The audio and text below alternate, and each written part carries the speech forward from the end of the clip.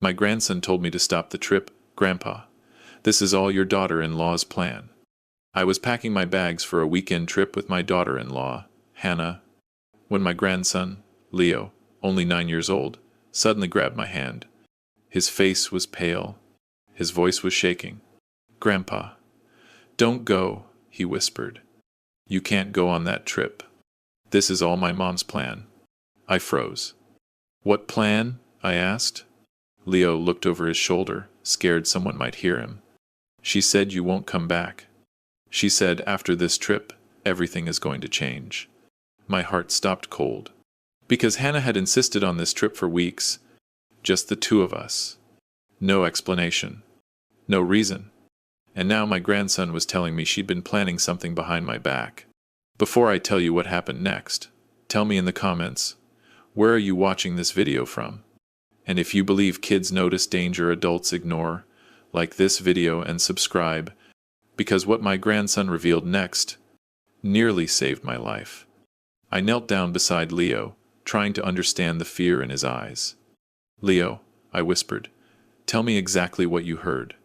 He swallowed hard. I didn't mean to listen, he said. Mom was talking on the phone. She didn't know I was in the hallway. She said she booked the cabin far away so no one would interrupt. And she told someone, after this weekend, Grandpa's problems won't be her problems anymore. My stomach dropped. Problems? I repeated. Leo nodded. She said you're too involved, and she needs you out of the way. I felt a cold wave wash through me.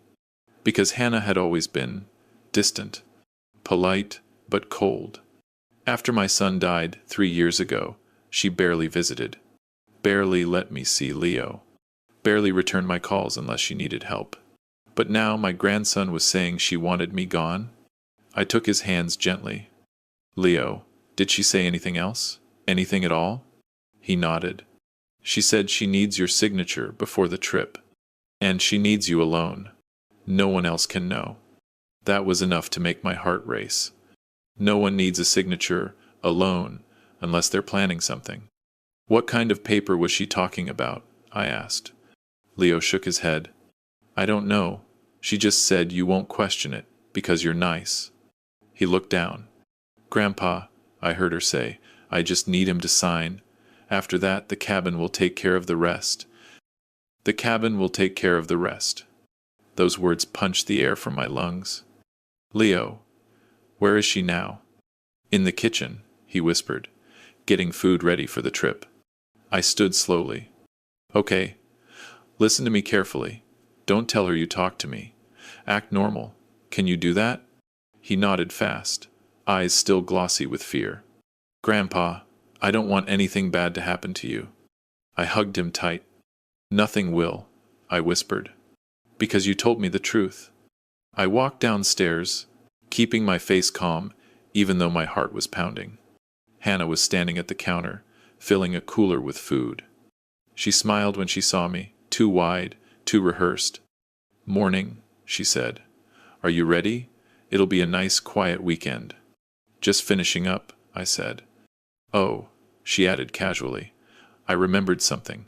Before we go, I need you to sign a form. Just something for the land registry.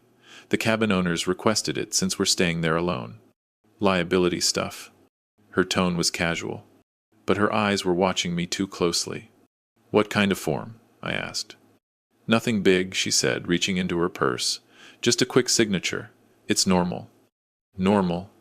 No normal document ever requires secrecy. She slid the paper toward me. It wasn't liability.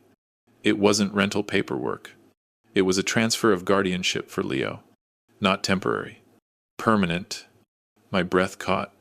Why would you need my signature for this? I asked softly. Hannah didn't flinch. Oh, that? She said, pretending it wasn't important. I just want to make sure everything is clear. You know, legal stuff. I kept the paper in my hand. So this gives you full legal control of Leo. And blocks any claim from me. Even if something happens to you. She stiffened, just a little. Oh, that's just wording, like boilerplate, don't worry. But her eyes said everything. She needed me to sign this. She had someone pressuring her. And she wanted me out of the picture before I realized it. "Who told you to get this signed?" I asked. She froze. For just a moment. A tiny, almost invisible moment. Then she forced another smile. "No one. Why would anyone?" "Don't lie," I said quietly. "Leo heard you talking." Her face tightened. "Leo needs to mind his business," she snapped, voice cold for the first time. My chest tightened with anger. "You were going to take me to that cabin. And then what? What were you planning to do after you got my signature?" She didn't answer. Her silence was louder than anything she could have said. I placed the papers down on the table. "I'm not signing anything," I said calmly. Hannah's jaw clenched. "You should," she whispered. "For your own good." I stepped back. "I'm canceling the trip." Her eyes changed then. Not angry. Not confused. Just calculating. And that scared me more than anything. When I walked upstairs to check on Leo, he was sitting on his bed, knees hugged to his chest. "Are we not going?" he whispered. "No," I said, "and you're coming with me. Pack a small bag." "Where are we going?" he asked. "Somewhere safe." His eyes widened. "Does Mom know?" "Not yet," I said quietly. "And she won't until we're gone. Because whatever she planned at that cabin, we weren't going to let it happen. Not now. Not ever." I helped Leo pack a few clothes, his favorite hoodie, and the old stuffed bear he couldn't sleep without. He kept glancing at the bedroom door, as if expecting his mother to burst in at any second. "Grandpa, what if she gets mad?" he whispered. I knelt beside him. "I'll handle her," I said gently. "Your job is to stay close to me. Understand?" He nodded, but worry clouded his eyes. We moved quietly down the hallway. I could hear Hannah downstairs in the kitchen, the sound of cabinet doors opening and closing. Her footsteps were too sharp, too fast. She knew something was off. When Leo and I reached the stairs, I whispered, "Stay right behind me. Don't say anything." He nodded. Halfway down, the floor creaked loudly. Hannah turned instantly. "Where are you two going?" she asked. Her voice wasn't angry. It was calm. Too calm. I tightened my grip on Leo's hand. "We won't be going on the trip. Leo and I have plans today." I expected confusion. Surprise. Maybe even denial. But instead, Hannah smirked. "Is that so?" A chill crawled up my spine. "Yes," I said evenly. "We'll drive out for lunch, maybe a movie." Hannah crossed her arms. "No, you're staying here." The words were sharp, not a suggestion, but a command. I stepped in front of Leo. "I'm his grandfather. I don't need permission to take him out." Hannah's smile faded. "You can't go anywhere, Robert. Not today." Her tone was the same tone she used when cornering someone, the tone I'd heard her use with bankers, insurance reps, school administrators. A tone meant to intimidate. But I wasn't intimidated. I moved toward the door. "Leo, grab your shoes," I said calmly. He rushed over and slipped them on with trembling hands. Hannah stepped forward, blocking the doorway. "You're not leaving," she hissed. "Move," I said quietly. Her eyes narrowed. "You think I don't know why you're doing this? You think you're protecting him?" She pointed at Leo. "I am his mother, and I'm protecting him from you," I replied. She flinched, not with guilt, but anger. "You don't know what you're doing," she said. "You're ruining everything." "I'm trying to keep my grandson safe." Hannah exhaled sharply, almost laughing. "You old fool. You have no idea what's going on." I froze. There it was. The slip.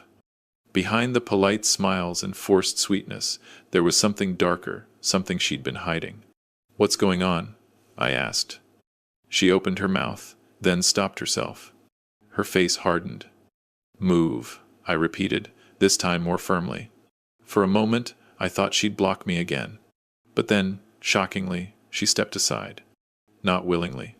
Not peacefully. Just calculating. She let us leave. And somehow, that scared me more. I placed Leo in the back seat, buckled him in, and got behind the wheel. My hands were shaking as I started the engine. "Grandpa, what's happening?" he whispered. "I don't know yet," I said truthfully, "but we're going to figure it out." As we backed out of the driveway, Hannah stood at the door. She didn't yell. She didn't chase us. She just watched. Her expression wasn't angry. It was confident. Like she'd already planned for this. I drove away quickly, heart pounding. We reached a small diner, 15 minutes away, one I knew she never visited. Leo and I sat in a booth. I ordered him pancakes. He poked at them nervously. "Grandpa," he whispered, "Mom doesn't act like this. Not with me." I sighed. Sometimes adults do things that aren't right because someone else is pushing them, or because they're scared of something. Leo looked up. "Is Mom scared?" I nodded slowly. "Yes. And I think she's trying to drag me into something she can't get out of." Leo swallowed. "I heard her say she needs the money. She needs it fast." My heart tightened. "Money?" I asked. "What money?" Leo shrugged. "I don't know. She said she has problems. Big ones. And she said if she can't fix it, everything falls apart." I placed my hand over his. "Leo, you did the right thing by telling me." He nodded. But before I could ask more, my phone buzzed. A message. From Hannah. "Take him if you want, but you won't be able to protect him. Or yourself." I felt a chill shoot down my spine. She wasn't panicking. She wasn't bargaining. She wasn't apologizing. She was threatening. Leo saw my face pale. "Grandpa." "What is it?" I put the phone face down. "Nothing for you to worry about. Eat your food." He tried, but the slices trembled on his fork. I stepped away from the booth for a moment and called someone I should have contacted long ago. My lawyer, Daniel. He answered on the first ring. "Robert, what's wrong?" "I think my daughter-in-law is trying to trick me into signing over legal rights, and she's planning something dangerous at a cabin." Daniel didn't even hesitate. "Where are you now?" "At a diner. With Leo." "Good. Stay there. Do not go back home. And listen carefully. Hannah is facing severe debt collection. Huge amounts. There's a lien on her house. And I just checked. She tried to access your estate records last week." My spine stiffened. My voice dropped. "She wants my money." "Not just your money," Daniel said darkly. "She needs a guardian signature. Yours." I closed my eyes as the truth slammed into me. "That's why she needed the weekend alone," I whispered. "Yes," Daniel said. "She wanted you isolated, manipulated, and if necessary, removed." I clenched my fists. "What do I do?" "Robert, go to the police. Now. What she attempted with that document is fraud, and if she threatened you, that's criminal." I nodded. "Okay. I'll take Leo with me." Daniel lowered his voice. "And Robert, do not contact her." "Not yet." I hung up, walked back to the booth. "Grandpa," Leo whispered, "are we in trouble?" I put my arm around his shoulders. "No, little man. We're getting out of trouble." And that was exactly what we needed to do next. After leaving the diner, I drove straight to the police station. Leo sat quietly in the back seat, holding his bear tight, staring out the window, as if afraid his mother might appear at any moment. When we pulled into the station parking lot, he whispered, "Grandpa, is Mom going to be arrested?" I shook my head gently. "We're not here to hurt her. We're here to keep you and me safe. That's all." He nodded slowly, but the uncertainty stayed in his eyes. Inside, an officer directed us to a small interview room. Leo sat beside me while I explained everything: the suspicious trip, the forged guardianship paper, the threat, the money problems. When I mentioned the exact wording Leo overheard, "He won't come back," the officer's expression changed completely. Detective Raymond, a calm, middle-aged man with tired eyes, leaned forward. "Mr. Hayes, that sounds like more than fraud. That sounds like premeditated intent." I swallowed. "I was afraid you'd say that." Leo squeezed my arm. The detective continued, "We can't make assumptions yet, but her behavior is concerning. Extremely concerning. And until we figure out her motive, neither of you should return to her house." I nodded. We weren't planning to. The detective asked to see the guardianship paper. I pulled out the folded document. He studied it. This isn't just fraud, he said. If you had signed this, your daughter-in-law would have had complete legal control over Leo, permanently. Leo stiffened beside me. But why? I asked. She already has custody. Detective Raymond exhaled. She wanted you out of the way, Mr. Hayes. The only reason someone uses a document like this is because they need absolute control, usually for financial reasons. My heart tightened. Financial reasons. It always came back to money. Did my lawyer tell you anything? I asked. The detective nodded. He told me enough to understand the situation. Your daughter-in-law is in serious debt. Not credit card debt, not medical bills. He lowered his voice. These are dangerous kinds of debts. People she owes are not patient. Leo looked at the floor. Grandpa, I heard her talk about those people. She said they keep calling. She said they're coming. My pulse kicked harder. The detective leaned in. She needed your signature to secure an immediate line of credit. Your estate is large enough that she could use it as collateral, but only if you signed. So she tried to isolate me, I said quietly. Yes, the detective replied. And the cabin trip, that could have been a setup. No witnesses, no interference. And if you didn't sign willingly, he didn't finish the sentence. He didn't have to. Leo looked terrified. I put my arm around him. It's okay, you're fine. I'm here. The detective continued. We're issuing an emergency protective order for both of you. You'll stay at a safe location until we locate her. Leo tugged my sleeve. Grandpa, is Mom dangerous? I closed my eyes. She made dangerous choices, but that doesn't mean she doesn't love you. Leo sniffed. I don't want her to get in trouble. I know, I said. But we need to be honest so everyone can be safe. As we finished the report, another officer rushed in. Detective, you need to see this. Raymond excused himself for a moment, then returned with a disturbed look on his face. Mr. Hayes, something happened at the cabin. My heart dropped. What? He pulled up a photo on his tablet. The cabin door was wide open. Drawers pulled out. Furniture overturned. A shattered lamp on the floor. And, in the center of the room, a burned pile of papers. Someone was destroying evidence, the detective said. Leo grabbed my hand. Grandpa, Mom didn't do all that, right? I didn't answer. Because I didn't know. The detective continued. Our team also found tracks leading from the cabin into the woods. Footprints. One set is small, could be a woman's. The other set, larger, likely a man's. A man? I repeated. Yes, the detective said. It appears your daughter-in-law was not working alone. That hit me like a punch. So this wasn't just panic, or fear, or desperation. She was working with someone who needed money, someone who pushed her into this, someone who wanted my signature, or me, gone. Leo whispered. Grandpa, is Mom okay? I took a deep breath. I hope so, Leo. We're going to find out. The detective offered us a safe room at the station for the night, but I didn't want Leo sleeping under fluorescent lights on a metal bench. Instead, they escorted us to an emergency family shelter, partnered with law enforcement, quiet, secure, hidden. Leo curled up on the bed and fell asleep within minutes. I watched him for a long time. This little boy had more sense than all of us. He warned me. He saved me. I sat down on the couch and opened my phone. A new message. From an unknown number. My stomach twisted as I read it. You should have gone to the cabin. Now it's too late. My hands shook. Another message arrived instantly. We're coming for what we're owed.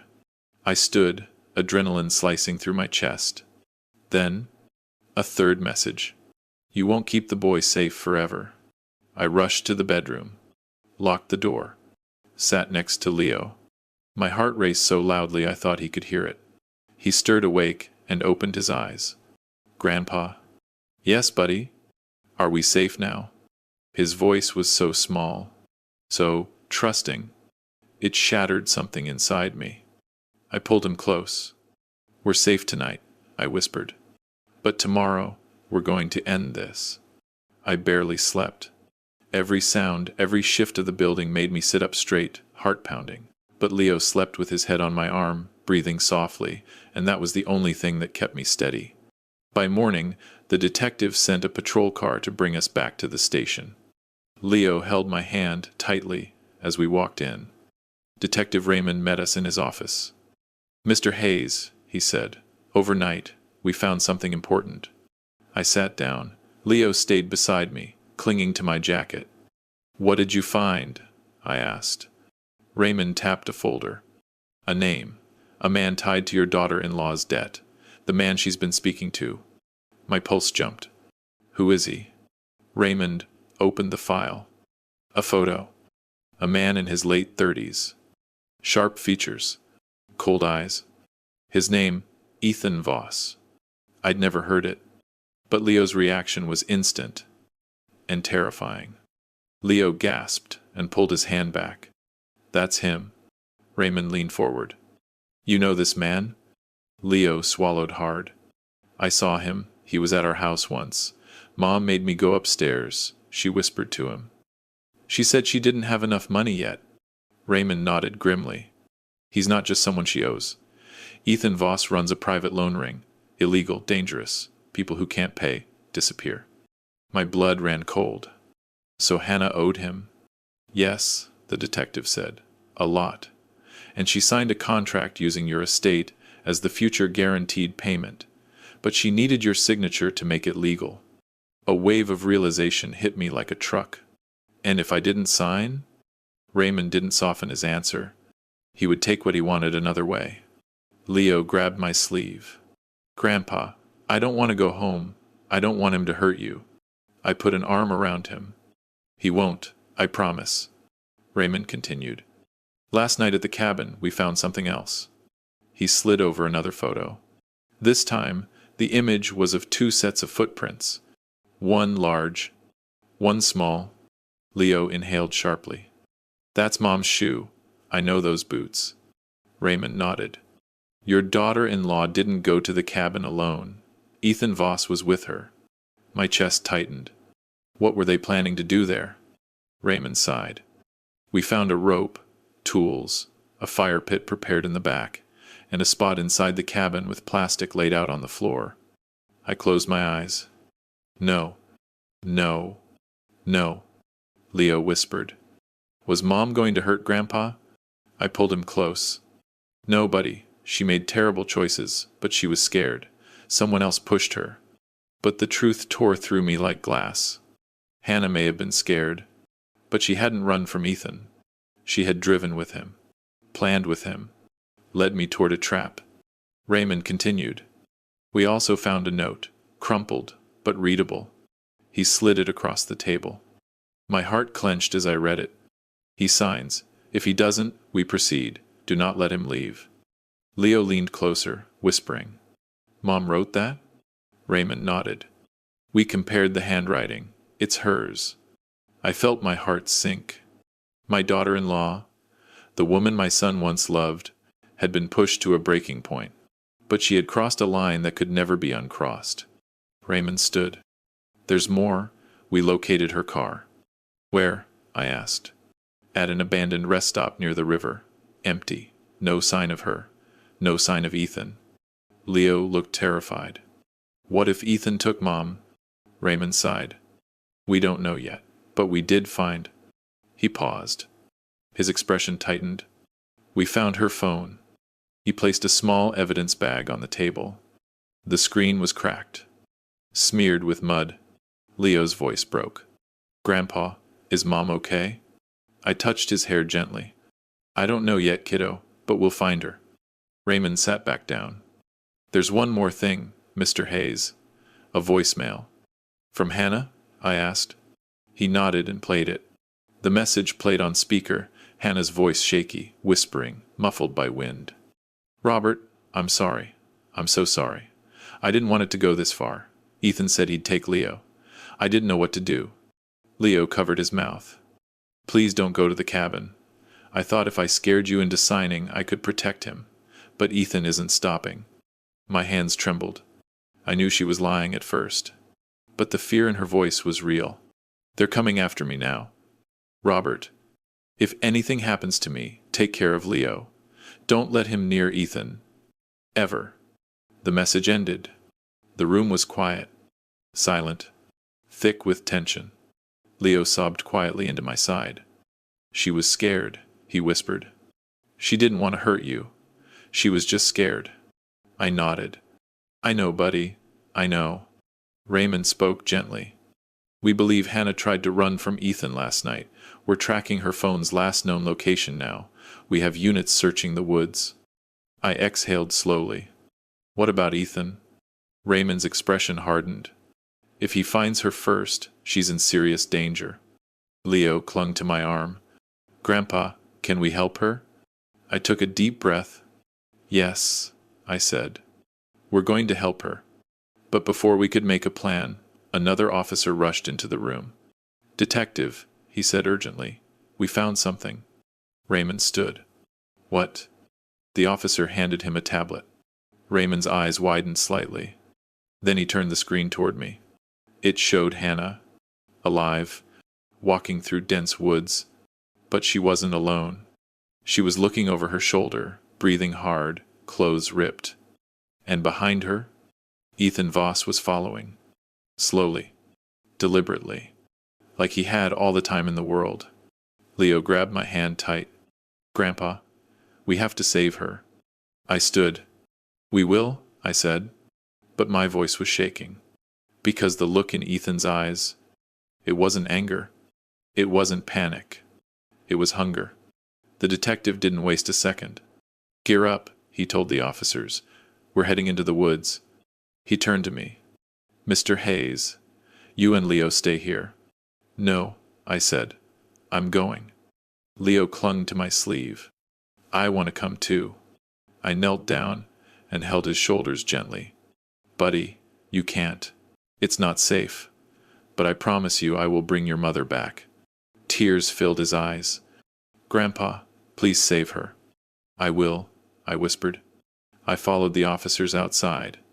A patrol car drove me and Detective Raymond deep into the forest area where Hannah's phone had last pinged. The deeper we went, the colder it felt. Branches snapped under our boots. The air was still. Then we saw it. A red scarf hanging from a branch. Hannah's scarf. The detective lifted it carefully. She came this way. We pushed forward until the trees thinned, and then we heard it. A scream. Weak. Terrified. Desperate. Hannah, I breathed. We ran, bursting into a small clearing, and there she was. Hannah was on the ground, backed against a fallen tree, breathing hard, eyes wide with fear. Ethan Voss stood only 10 feet away, staring down at her. Ethan, Raymond shouted. Stop. Hands where we can see them. Ethan didn't even flinch. He turned slowly toward us, expression disturbingly calm. Mr. Hayes, he said, you should have come to the cabin. Things would have been easier. I stepped between him and Hannah. This ends now. Ethan tilted his head. You think you can protect her? You think you can protect the boy? Your daughter-in-law owes more than you understand. Then come after me, I said, voice steady. He smirked. That was the plan. But before he could move, officers surrounded him. On the ground, Raymond barked. Ethan raised his hands slowly, but not in surrender, almost as if amused. You have no idea what she did, he said quietly. No idea at all. But then he finally dropped to his knees, and officers restrained him. Hannah collapsed into tears. I knelt beside her. She whispered, Robert, I'm sorry. I didn't want to hurt you. I just didn't know what else to do. I put a steady hand on her shoulder. We'll talk later. Right now, let's get you and Leo safe. She nodded, trembling. Back at the station, Leo burst into tears the moment he saw his mother. He ran straight into her arms. Mom, I thought he hurt you. Hannah broke down, holding him tight. I'm so sorry, Leo. I'm so sorry. I watched them, my chest tightening with a strange mixture of relief and heartbreak.